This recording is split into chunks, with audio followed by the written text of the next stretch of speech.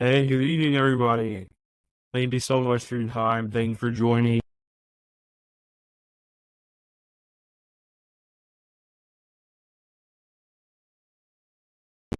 Thank you for allowing me to today practice and using the Facebook Live and trying to see if I can share my screen with you. You see the presentation title page, but also share a video of myself as well while we wait for people to join in.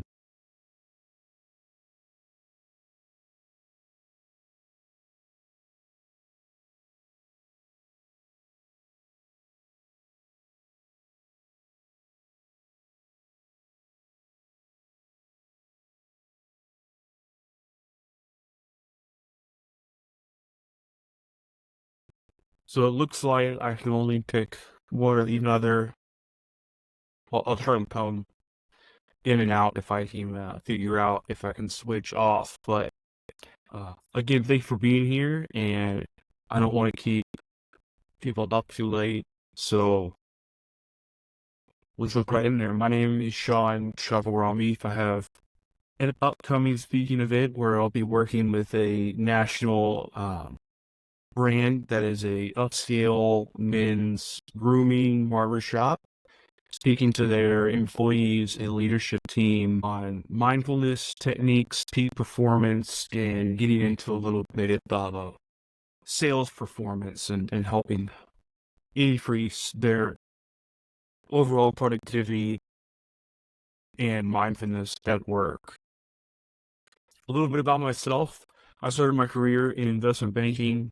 I found myself pretty quickly, actually, going through a traumatic car accident and had a realization that I was really living a life that was based on desires, same ambitions that really were my own, and a life that was more connected to who I really was as an individual. And so I kind of set out on this decade-long journey, started a career in healthcare management consulting, started a small consulting business in between there with one of my mentors, and then became one of the youngest directors at a top five accounting consulting firm. Through all that, I really began to feel a deeper calling on my life, and it inspired me. My journey inspired me to write my book, available on Amazon, Resonate, Principles, Peak Performance. And that book is my story, but also some guiding principles that I've learned along the way that I think can help other people start or keep going through their own journey of defining life based on their values and what success really means to them. This past year, I started my own business, Opelio. It's a healthcare consulting and software business. And more than anything else, so I am a man of faith, a husband, and a dad. And I really believe that you can achieve professional excellence while staying true to yourself, your faith, and your family. But this presentation is not about me, it's about you. And despite a lot of the challenges that I already kind of spoke about during the 10 years in between my car accident and writing my book, this past year has been a big year of growth, but also coming out of adversity. And one of the major realizations that I had in my own walk, my own faith walk, is what if life really was about you? And I would expect the majority of people that you've probably heard somewhere along the way, probably fairly often in your life, hey, life isn't about you. The world doesn't revolve around you. And while I agree the world doesn't revolve around me, you, or I had a radical paradigm shift when I started realizing that, wait, life is about you. Life is about me. And so just for a moment, what would change your perspective if you actually believed that your life was all about you?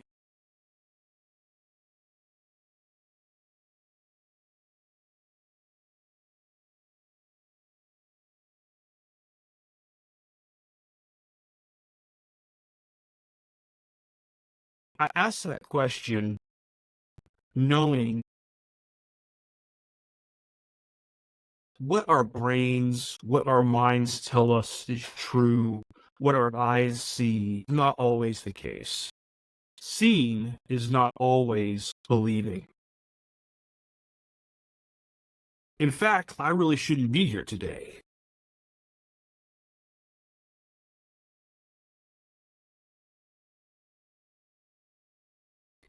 Now, I know what you're thinking. I shouldn't be here today. But when I had my car accident, uh, I was going to a friend's wedding and I was driving the speed limit and I took an exit that, I'd taken before. Nothing was out of the ordinary. And I lost control of my car and I flipped it several times over the wall of the exit and then down a grassy knoll is the best way to describe it. So I don't know what it is about Dallas and grassy knolls, but it was about a 20-foot hill, and I was airborne for a few moments. And I remember specifically being upside down. And in that moment, they say your life flashes before your eyes. And I can say to a certain extent that happens. And I started really praying and preparing for a pretty imminent death. I did not expect to make it out alive. Somehow, some way, a true miracle by the grace of God, the car made impacts, rolled several times, and it stopped on its side with the driver's seat facing up it into the air. It took me a few moments. I was afraid to look down because if you know me well, you know that I'm afraid of blood. So finally, I looked down and I could move my hands, I could move my legs. Um, but I had an issue. My cell phone had been ejected from the vehicle; it was nowhere to be found. Uh, and I really couldn't get out of the driver's side door. Fortunately, I had a moonroof that had the glass had shattered, and the moonroof was closer to the ground than where I was. It would have been very hard to climb out the side window and actually get myself out of the vehicle. Uh, all I have to say is when I finally got out of the car, I didn't have a scratch on me. And after a few emergency personnel arrived, and I remember being in the back of the police car while we were waiting for my family to come and help me. And one of the first things that the police officer said to me was, do you realize that he should have been sent home today? And I shook my head and yes. And he started asking me, some things about the accident. And fortunately, it was one car accident, so that no one else was involved. Home the curb except for me. And I told him what I just told you. Well, I was in the right hand lane. I was preparing to enter this exit, same exit I always taken. I just lost control of my car. I don't really know what happened. Long story short, he went on to tell me that I was going around 95 to 100 miles an hour. I was in the far left lane, and I crossed over, heavy traffic, with 3 lanes of traffic, and at that speed, trying to take the place and take that exit. That's how I lost control of my car. And that they'd seen the tire marks, and that's what was reported when something like that actually witnessed what happened and called it in. I'd fallen asleep when I'd taken that job at the bank. I was working about 110, 120 hours a week, and had cut 3 all-nighters in a row to be able to make it to this wedding on Saturday. That was kind of the old school traditional Pennsylvania culture. And I had fallen asleep while I was driving, and I was kind of in and out of consciousness. And so, what I believed, fully believed, my experience of that accident was not true.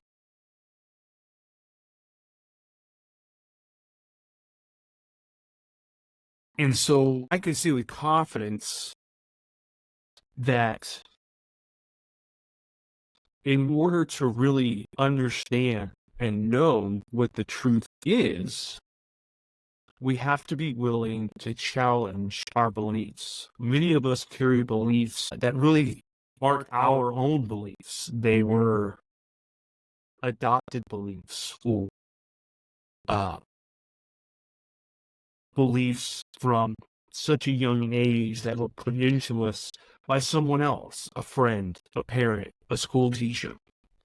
Now that we're adults, we have to take accountability for what it is. And so I want you to think about a time, and it doesn't have to be a time of major adversity or struggle, but a time when one of your beliefs were challenged, either by yourself or someone else, and you recognized it as a false belief, and you actually made a change.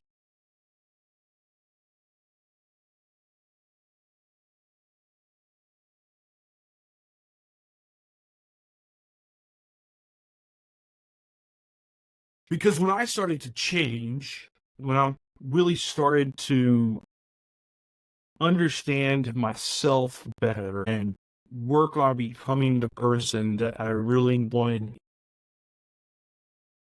that's when things really started to become more positive in my life. And one of the biggest realizations that I've had about myself, and it's still an ongoing journey, is when I am living authentically to who I am, it means that I'm living with a certain degree of trust. Trust in God, trust in myself, trust in the fact that things will fall into place the right way at the right time. And as I looked back, as I was writing my book, and I started looking back over my life, I realized that the best blessings, the greatest blessings I had, none of them were force. And trust me, I've tried force a lot of things. As an entrepreneur, I have a friend now, a sales advisor, consultant, who helps me from a sales and marketing perspective, and he constantly reminds me, Sean, you can't brute force this. Because a lot of times in life, it'll wear you out, it'll wear you down. I don't even believe to be things sustainable or fulfilling, but we can brute force some things in life. And a lot of people will brute force as much as they can, as fast as they can, only to end up empty and burnt out. On the contrary, I've realized that when you're living in a place of trust, of peace, where you're really not chasing anything, and you allow life's seasons, or what I call life's rhythm, it's a natural current. And it changes. There's different seasons of life. Each moment has a different rhythm. But things start to happen naturally, organically. One of the best examples I could point to is, I mentioned that I started a small consulting business in between my time in corporate America, and was hugely successful. And in fact, if it wasn't for that experience, I confidently say I wouldn't be an entrepreneur. I wouldn't have been promoted to director, and along with I was able to be promoted. I learned so much. It was because of this mentor relationship. And they say love is where opportunity meets preparation. And I think that that's a really good example is, to a certain degree, I was prepared. I was a young, hardworking professional, but I met my mentor outside the building in which I worked, and he was a partner at a different firm at the time, did something similar, and I just struck up conversation with the gentleman. A few weeks later, he invited me to be on his fantasy football. I looked at his fantasy football league, and I did that. He invited me and my wife, now fiance at the time, over for dinner a couple times, a Super Bowl party. There was no business relationship to it all, to any of it. It was literally just a friendship. It was just a mentorship from the very beginning. And there was no thought of what the future might hold between us. And that went on for a 2.5 year period before we ever worked together. And it became more of a business relationship than a business mentorship. And what that takes is a certain amount of curiosity, of patience, but also just a lack of an agenda, meaning just making conversation, doing the right thing, being a good friend, being a good person, and letting things come together for you rather than trying to force something. And so that's why I could say there's a reason you're here. You are right where you need to be. I don't believe in coincidence. And if we come to a place of understanding, a place of acceptance, that no matter how we might feel at a certain point in time, if we know we're always right where we're meant to be, it will help us develop a resilience, a tolerance, an ability to anything that may be hard or challenging.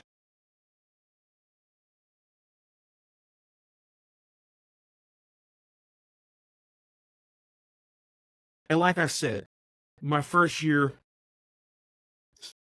to 8 months really of starting my business, if I could distill the lesson down into just one sentence, it's, I started purely to change the world. And I now realize it was really about changing me. The challenges, the adversity, some of them business challenges, some of them personal challenges. The business itself came to the brink of bankruptcy at one point. At that time period, so many things were going on. And that was also right at the same time where I gotten back to the basics of accepting the fact that despite I had gone through 10 years of this personal inner work that never ends. There's no destination. And I needed to restart it. Now, I was able to still restart the work, leveraging experiences and lessons I had learned, through those 10 years. But once I accepted that I had to relearn and redo and re-challenge beliefs and patterns in my life, is when the business really started to make a turn for the better and get into a profitable state. And I was able to make clients happy and add value to their businesses and close down negotiations.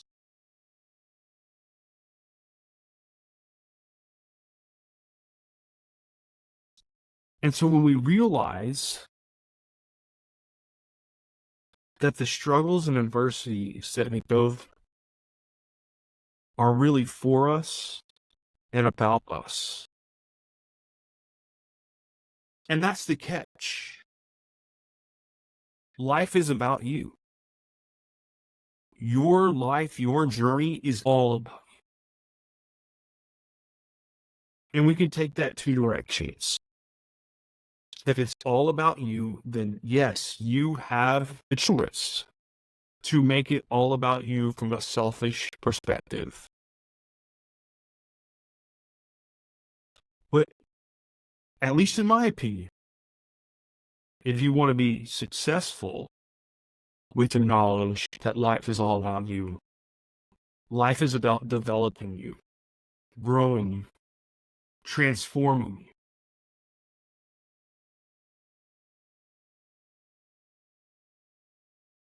And the fact of the matter is that growth is painful. I remember when I was a teenager, and I'm not that tall, so I can't imagine what some people felt like. But you've heard the term growing. It's where our bones. It's a pain is deep inside your bones because your bones are growing and stretchy, and it's painful.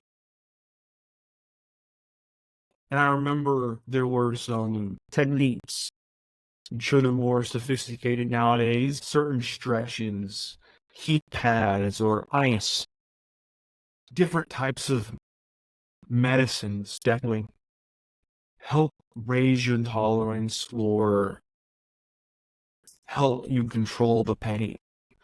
So when it comes to our personal growth and personal development, is there a way to lessen it? Well, I believe there is.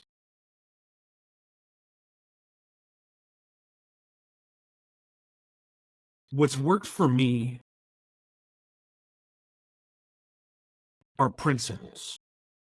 And why I like principles so much is because principles scale, meaning that the way that I apply a principle may be different from the way that you apply a principle. And the way that I apply it may not help you, and the way that you apply it may not help me. But the principle staying the same can still help all of us. So the first one is just know yourself. A lot of people, myself included, have a hard time clearly defining who they are. We take on a lot of moles. I'm not sure if we've ever lived in a time where we have to wear as many masks as we do now. A little example, right, is my business is struggling. All my social media content was the same all around. And one of the first things when I found to hire my sales consultant is he told me I needed to clean up my LinkedIn and do a better job keeping my LinkedIn focused only on my business, not on anything personal, not on peak performance, not on any of the topics that I really am talking about today. And that was a little hard for me, but I did it. I took his advice and it worked.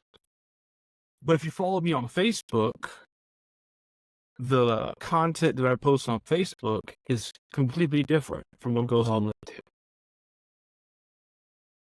And that's just a small little example of how we have to play different roles. You know, when I'm the dad, I'm different from when I'm Sean the husband.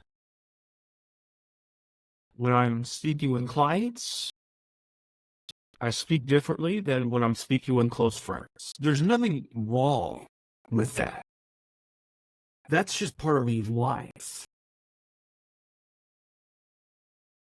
But the more we really understand who we are at our core, we can be authentic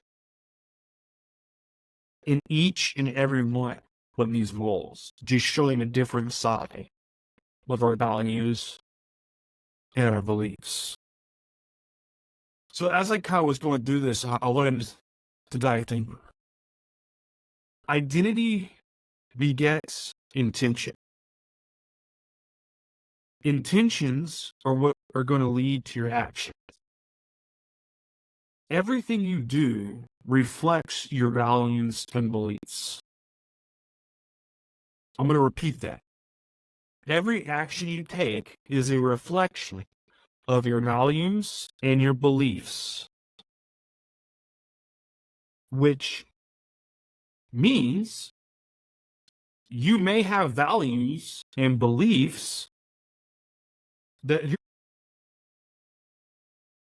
not fully willing to admit that you have, but that you are projecting out to the world for others to see, because your actions might be reflecting values that you don't want to have.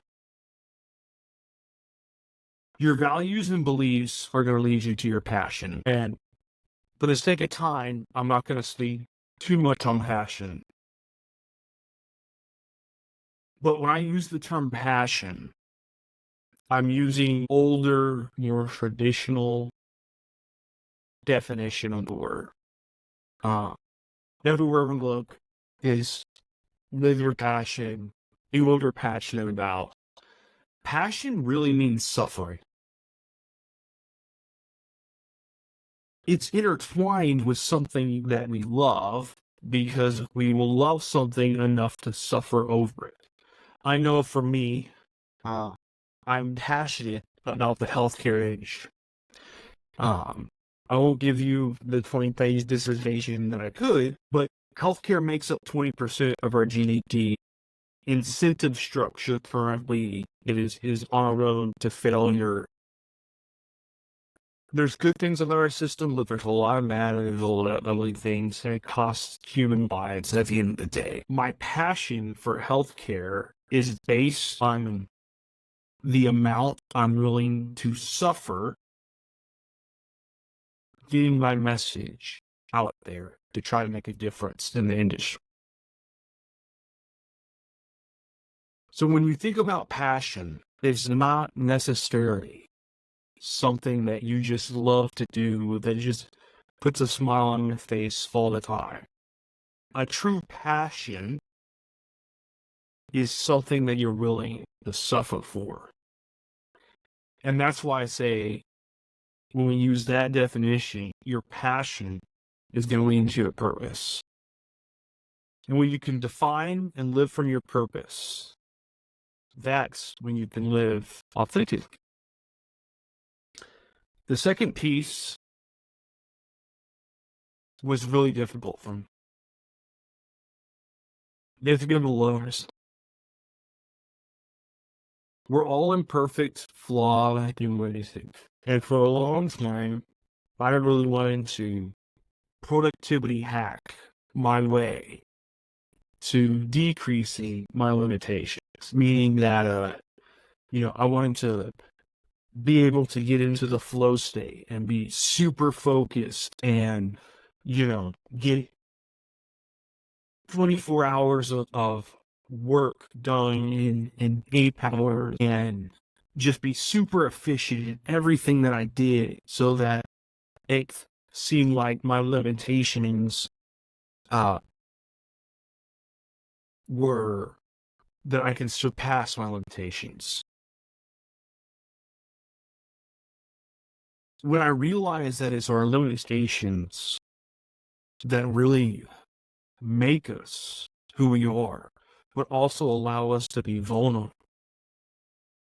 And when I learned how to love myself and accept myself despite my flaws and limitations, that's where my relationships got better and improved. The relationship with my wife, being great and teaching, because you are vulnerable that we find humility, but also strength. And when we can be strong and humble at the same time, We need to become people who are confident enough, but humble enough to understand their limitations and begin setting healthy boundaries in their lives. The lack of boundaries may be the number one reason that people struggle. And what's interesting here is when we set boundaries, the most important boundaries we can set are the boundaries that we set for ourselves.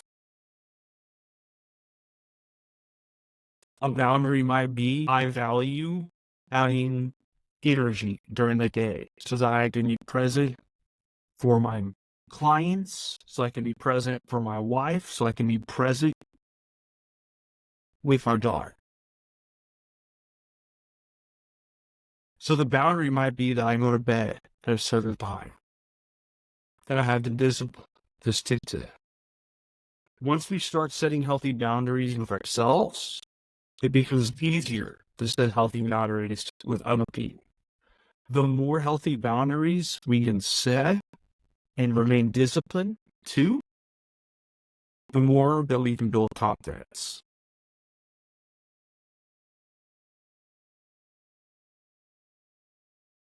So how do you do this? Know yourself. Love yourself. How do you get to the point where you can be vulnerable with others, that you can accept your limitations? It really starts with awareness. One of the first things that I did that actually came through a coaching center, I went through peak performance training, was we had to do an awareness class. And it's a little different from some of the other exercises that I had done or heard of in the past. You know, we called it all her, you know, every time you get distracted, that you go on social media when you know you shouldn't or don't want to, you know, write it now, and then you keep a track for your track for screen time. Well, the awareness on it was once you lose awareness or you become less conscious of whatever decisions you're making, and then when you come back and regain that awareness, write down how many times you made a decision or do something without really consciously thinking it through. You'll be very, very surprised. On average, we make over 35,000 decisions a day, and the majority of them are called out.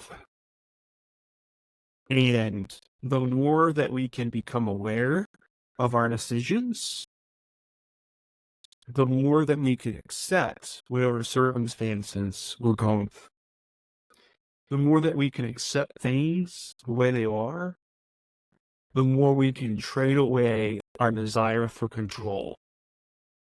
And if we can let go of this desire to control things, we'll start to notice that, hey, life is working out for me.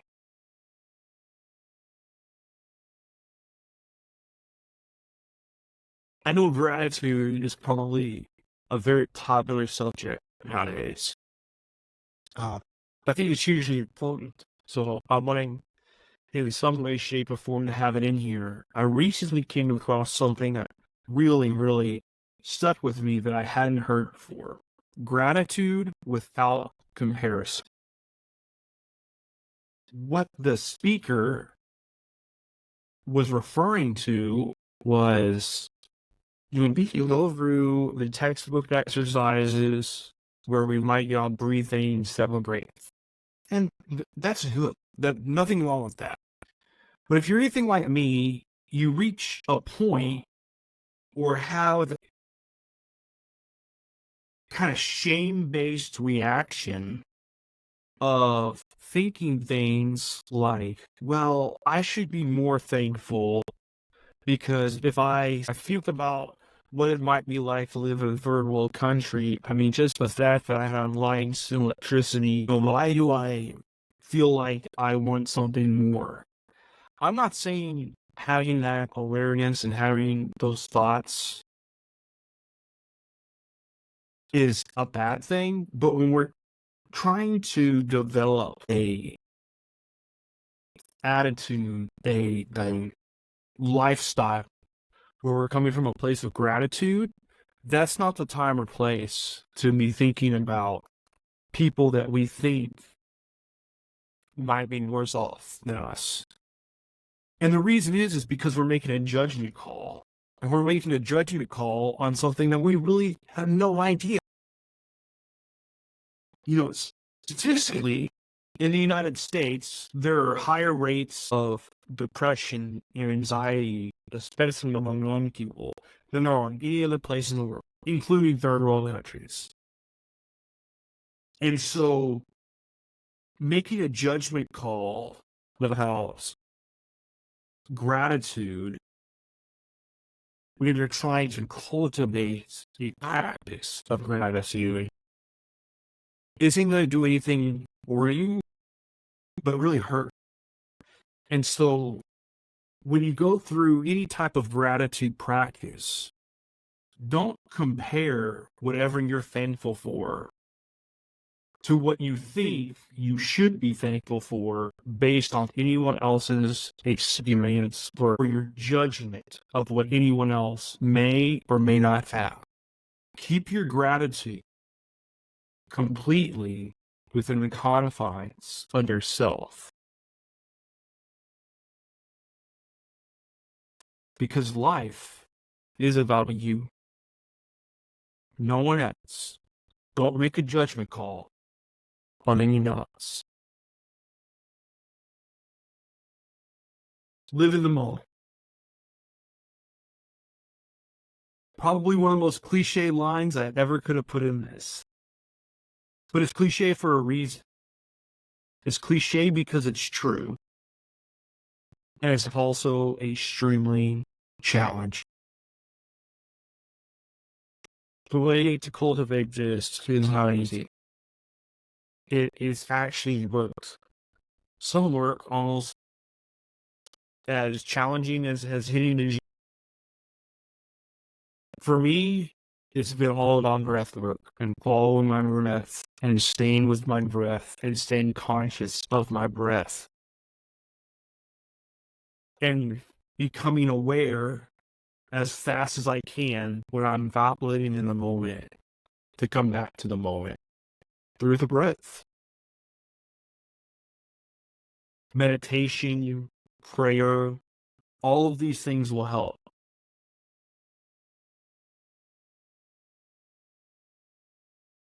Because the fact of the matter is, time travel does exist. Our physical bodies might be the anchor physically to a point in space and time, but our minds can travel just about anywhere they want, and they do it all the time. Right? Have you ever regretted something in your past? Okay, your mind has brought you back into the past. Have you ever worried about something in the future? Now your mind is projecting and traveling into the future. The more we can stay aware of and live in the moment, the greater opportunity to find peace we have.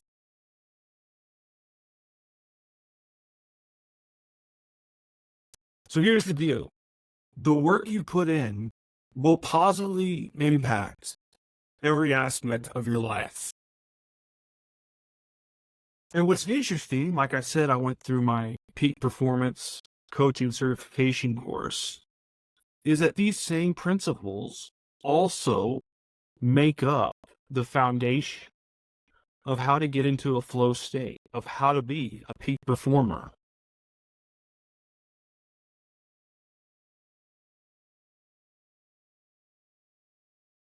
So my guiding principles to peak performance.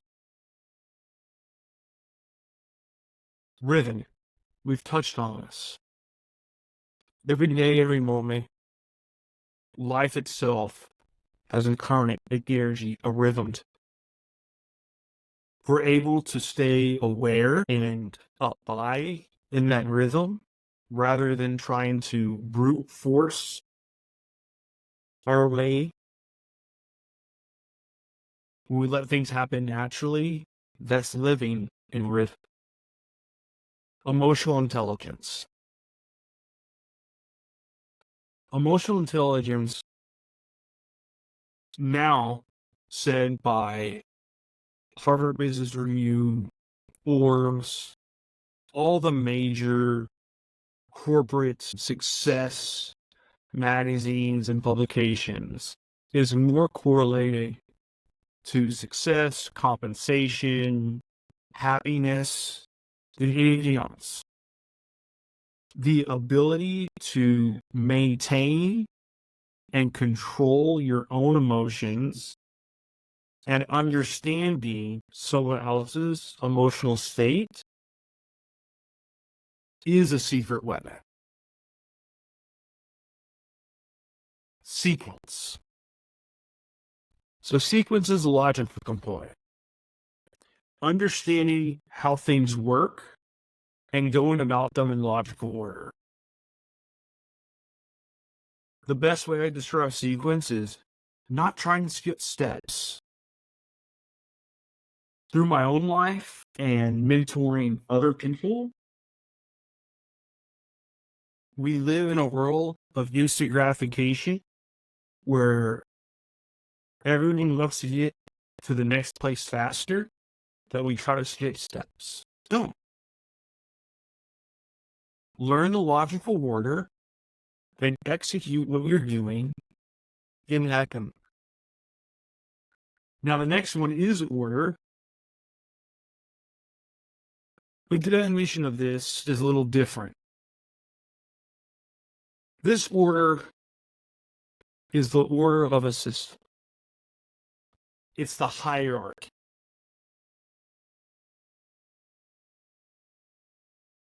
Like it or not, our world is based on a hierarchical system. I'm not going to say right or wrong, but right now there are hierarchies in almost every institution that we may be a part. And we're social creatures, so we do need to be a part of institutions and organizations. My personality type was always to challenge that authority and challenge that order. But what I've realized is there's a time and a place, a rhythm to everything. And so the key here is to understand the hierarchy, evaluate for yourself, no one else. It's only a judgment call for yourself, but evaluate if that hierarchy is aligned with your values, with your beliefs, with your desires, and make a decision. And what I mean by make a decision is,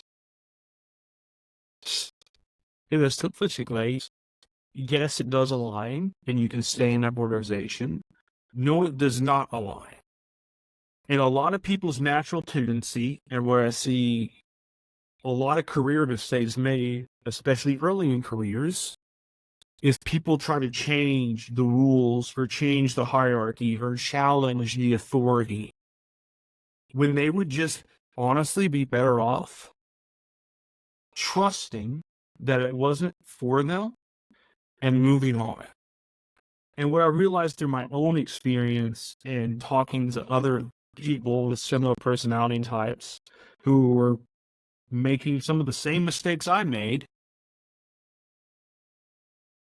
is when a structure or system doesn't fit your values and you challenge the authority or the hierarchy to try and change it for the better, but you're not willing to move on, it's typically because you're living in a fear-based mindset. The salary, the job, the prestige, there's something about it that you haven't worked out in yourself yet that you're holding on to.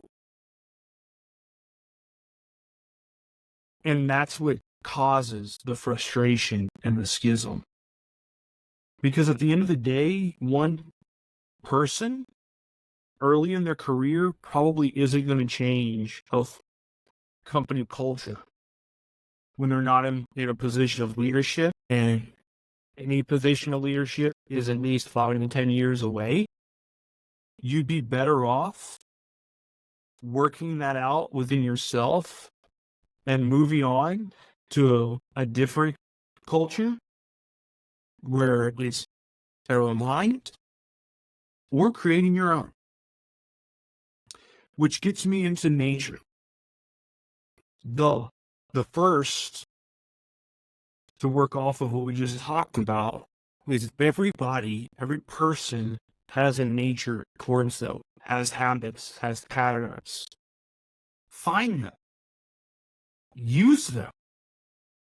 Not in a manipulative way, but in a loving way.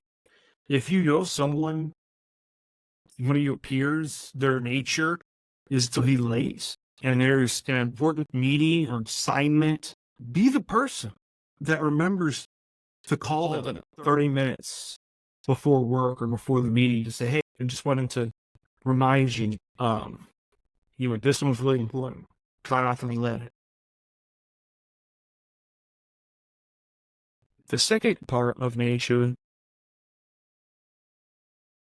is just get out on nature. Spend a few minutes in the sun every day. Move your biome. Spend some time near the ocean, near the forest, wherever that place is. Spend some time outside. And then the last three are very self-explanatory. Attitude is a small thing that makes a great difference. Bring the right attitude every day. That is something that is 100% in your control. That will always help you if you're not there. Training is these principles, these applications. It's not a one and done type thing. I talked about how, after 10 years of it, I had to come to a place to accept that I was basically going to restart it. Train. But then the culmination is, if you're able and willing to pull on these principles in consistent practice, is that you can live a life of excellence. Which guides into my definition of success, which is really all about what my book was telling not other people really you, but me myself, to define what success really means to me. A fulfilled, passionate, and authentic life with humble confidence and a purpose-driven mission that is expressed through personal excellence, integrity of character, and the realization of one's full potential.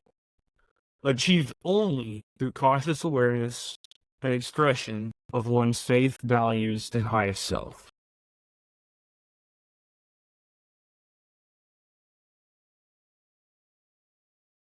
So what does this mean for you? After all, life is all about me.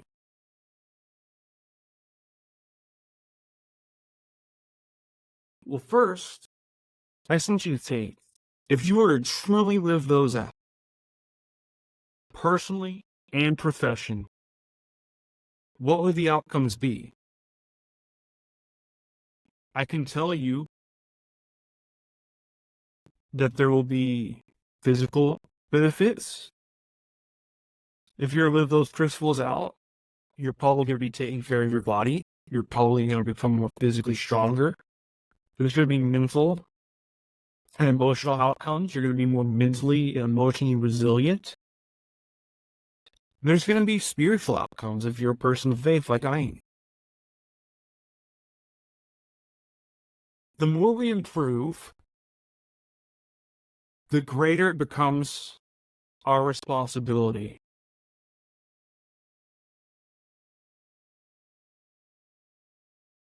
to apply to every aspect of our life.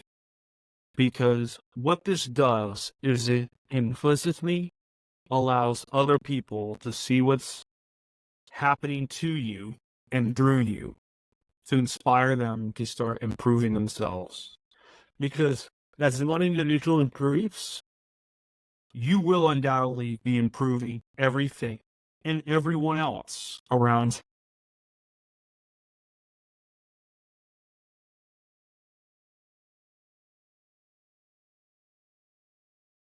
Some people might disagree with this, but the only sustainable way to professional excellence is through personal excellence.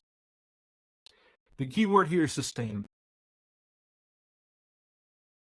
If we're not first personally excellent, whatever success or achievements that we have professionally will not be sustained. And I think one of the best examples, as much as I admire him for his talent, his Tiger Woods.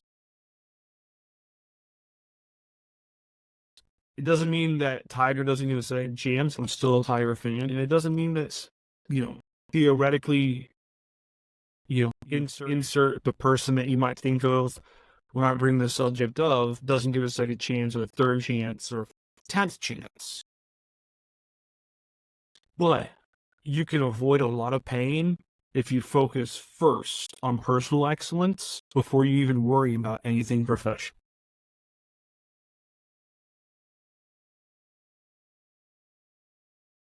I think one of the greatest applications after you focus on the personal excellence is what you can do to help others. When I started my business, I thought I was pretty decent in sales. I came from a place where I had sold a lot of professional work. I had a large sum.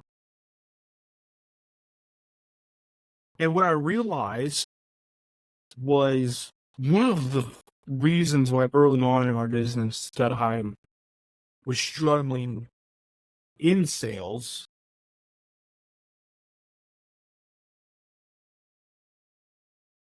was because I was treating it like sales. I was under a lot of pressure, and I let that pressure get to me because what had made me successful in my firm was going back to trust. I could trust that every 2 weeks I was going to have a paycheck deposited into my bank. And because I could rely on that every 2 weeks that paycheck comes, I could be very patient in the process. And what would happen is I developed, like we spoke about earlier, these relationships organically. I didn't put pressure on people. And some quote unquote sales would come 2 years, 3 years after I had missed. I just would touch base every so often and, just do my best to just be a real, authentic person. And all of a sudden, people would come back. It might take 2 years, but they come back and they would, purchase a service. And that started to add up and accumulate to where I was bringing in significant sales for when I let the pressure get to me early on, it wasn't that I was not trying to help people or doing anything wrong or sleazy. It was just that I wasn't letting the relationships grow and transpire naturally, organic. And at the end of the day, once we stop treating sales as just a sales process and understanding that it's really about a relationship and it's really a relationship focused on helping someone else, everything opens up. Because if you have a wife or a husband, you've probably asked them, hey, do you help with this?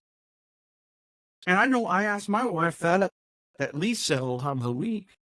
And at least they can listen to the podcast. And she doesn't want help. And so there's no rejection. If you're treating quote unquote sales as just a relationship in which you're trying to help people, no matter the outcome, there's no hard feelings. And you can continue on in that relationship because a week, a month, a year later, they might come back to you and at that time need you. And if you develop a relationship with them,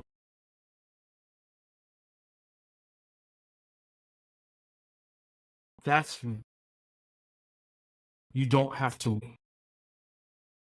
You can just trust that everything is working out on its own timing for you.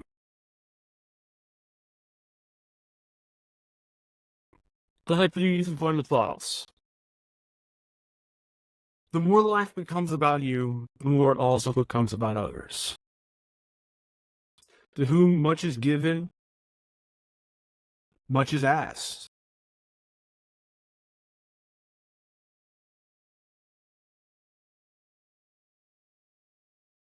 So as you go on, if this has been helpful for you, as you improve, as you develop yourself, help others along the way to merit it.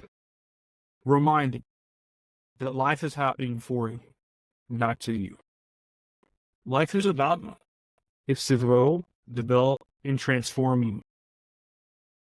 This process can be painful, but there are principles and practices that we can use to help us lessen ahead.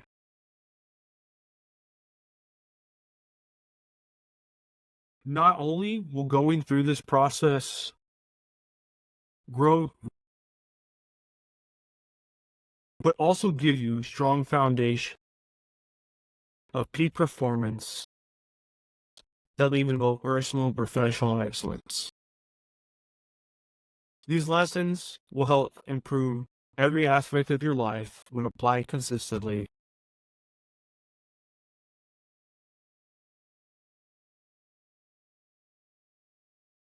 I do want to thank you so much for giving me an hour of your time tonight, letting me practice. I remain committed to my own authenticity. And so, in the end, every book, every speaking engagement, every presentation, which is an invitation. Obviously, I've been open about my faith. I think that no matter what we've gone over, the principles will be helpful to you. I do everything I can to keep my work open and inclusive. However, I do believe to really get the full impact of how these principles have changed my life is that it is somewhat exclusive. I believe Jesus is the only way to fully realize these principles in someone's life. I also know that faith is a deeply personal subject. So if you feel differently, that is okay. I completely understand. But if based on what you've heard, if you're interested in learning more about Jesus, I give you my contact information and invite you to reach out. We can learn.